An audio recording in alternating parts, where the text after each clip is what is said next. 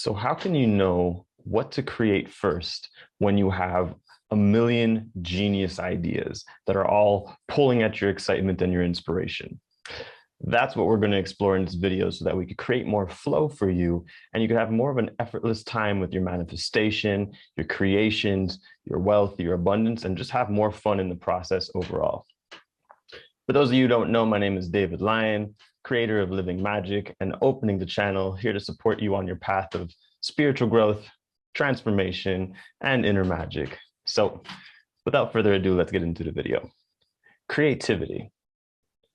It's one of those things that, anyone who's got bit by the creative bug, so to speak, anyone who's in that space, you can sometimes find yourself overwhelmed with ideas. You have tons of inspirations, tons of ideas, tons of creativities, and you might ask yourself, like, where do I start? And maybe you even feel like, oh, I just need to find one thing to focus on. I'm so multi-passionate.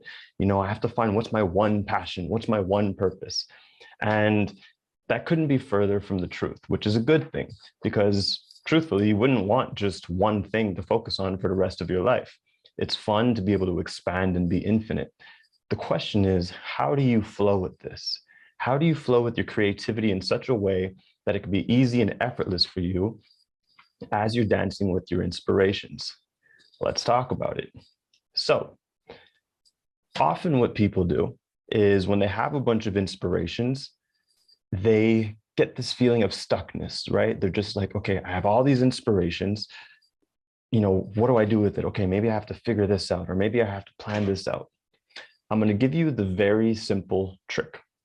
So the idea is this. So right now, maybe you have a bunch of inspirations in your awareness. So I want you to think of them. Think of all your highest excitements, highest creativities, highest inspirations.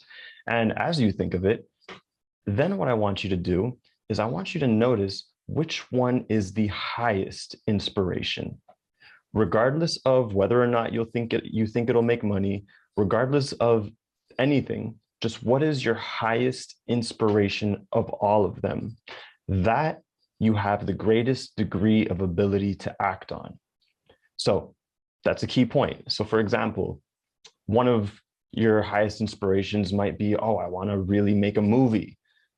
But yet you also recognize that you don't necessarily have the ability to act on it in the way that you might want to act on it just yet.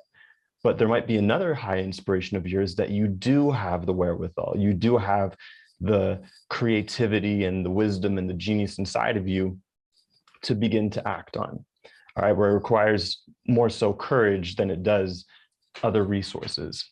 So I want you to take a moment and notice what is the highest inspiration that you have present for you, that you have the greatest degree of ability to act on, regardless of whether you think it'll make money or not. That's another key point.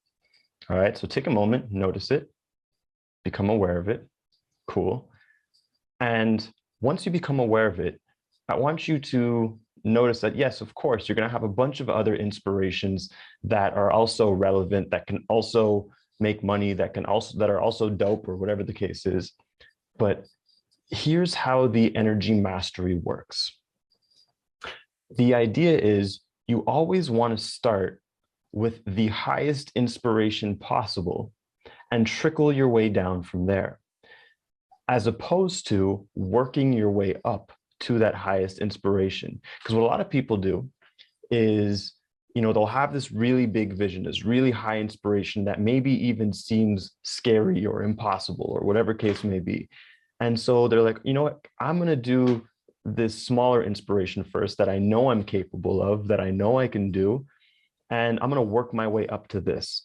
But what ends up happening is, because this is not your highest inspiration, in other words, because this is not where your higher self is residing, even though it seems like you'd be more capable at it, it's actually going to be representative of more struggle, more resistance, more stress, because there's a deeper part of you that knows that, man, I just really actually want to go for this one. I'm just scared, or I just believe that it won't make money, or whatever the thing is.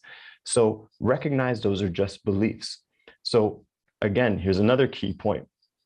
Your biggest dreams, your highest inspirations are actually easier to manifest, no matter how impossible they seem, because that's where your higher self resides.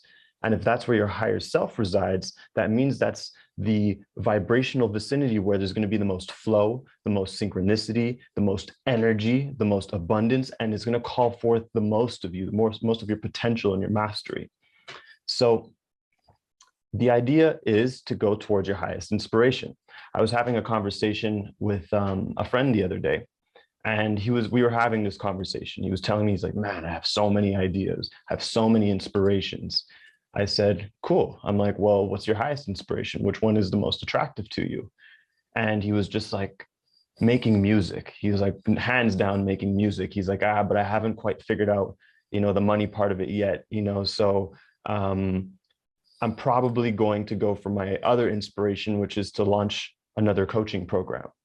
And I could tell, when he said that, even though there's a genuine amount of inspiration in the coaching program, he wasn't a full fuck yes to it. It wasn't what was truly lighting him up first.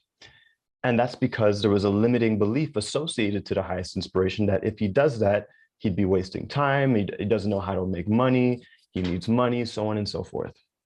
So what I suggested to him is, I'm like, use this as your recharge station. Use your highest inspiration of music as a way of recharging and refueling yourself and filling up your cup, so that from that point, you're going to be filled with excitement and inspiration for your other things. Because if you simply do music because you love it, you're not doing, if that's truly your highest inspiration, it's because you love it. It's not actually because of money. Like, yes, of course, you would love for it to make money, but it's because you love it. So plug into that, go towards that first. That's going to light you up. That's going to fill you with great vibes. That's going to lift your vibrational frequency, which is going to bring you even higher and higher into the vibrational vicinity of clarity and inspiration and flow and all those higher self energies. And then from there, once you've recharged yourself and you've refueled yourself, then you can trickle down to the next highest inspiration that was on your list from the place of this energy. So it's going to give you that much more force, that much more potency to be able to approach it with, because you're going to have even more clarity. Does that make sense? So always go for your highest inspiration first, and then you'll find it so much easier to trickle down to your other inspirations, if they even end up being relevant anymore. All right. Sometimes they will, sometimes they won't. Sometimes you find that just by going for that biggest thing, you realize there's so much momentum in that direction, so much synchronicity starts happening, that life carries you away with what you didn't expect. It carries you away with unexpected synchronicities and miracles and opportunities that you're just like, holy crap, I could just keep going in this direction. And then when the flow starts to settle a little bit, then maybe you might go towards the other inspirations, or you might just use that as a rest period before continuing on that path. The point is that if you want to master your flow and your energy, and you want to literally do less and achieve more, always go for your highest inspiration.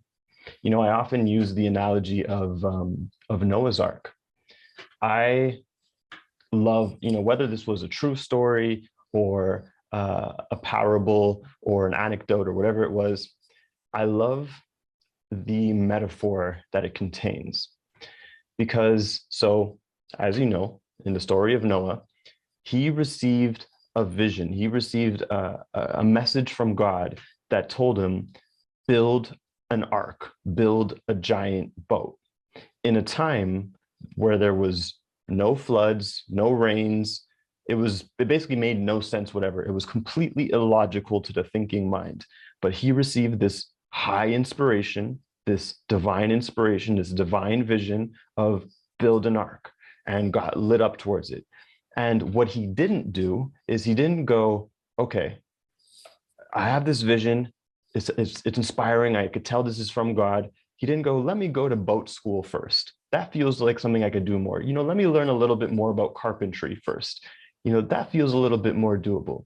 Had he done that, he would have run into so much more resistance.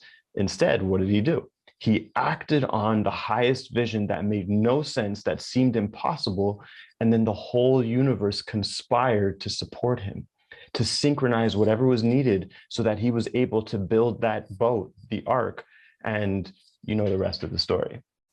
So it's just such a perfect metaphor and analogy for how to approach your own visions and dreams. That's why when you receive a high inspiration, a big vision, it feels so perfect because you didn't think of it. It was gifted to you. You received it. Call it a message from God, your higher self, whatever language you want to use. You receive this perfect vision, and it's only later on when you relook at it from the perspective of your mind that you could poke holes on it and go, oh, well, yeah, but that's why this won't work. And I'm not ready for it because, let me remind you of something. If you receive a vision, if you receive an inspiration, it's because you're ready for it. You wouldn't receive something you're not ready for. Regardless of what your doubts are telling you, maybe you should practice doubting your doubts, right? If you're receiving something like that, it's because you're ready for it. And it's because that's representative of the direction of the most alignment, flow, synchronicity, clarity, your potential, excitement, joy, so on and so forth. So by acting on that highest inspiration, you are choosing the highest path, and you're going to synchronize your flow in such a way that everything else in your creative toolbox, in your inspirational toolbox, becomes effortless. All right. So I trust that this video was useful for you. If it was, please go ahead and share it so that other people could benefit. And as always, my name is David Lyon. If you like this, please leave me a comment. I'd love to hear your feedback. I love you guys, and peace.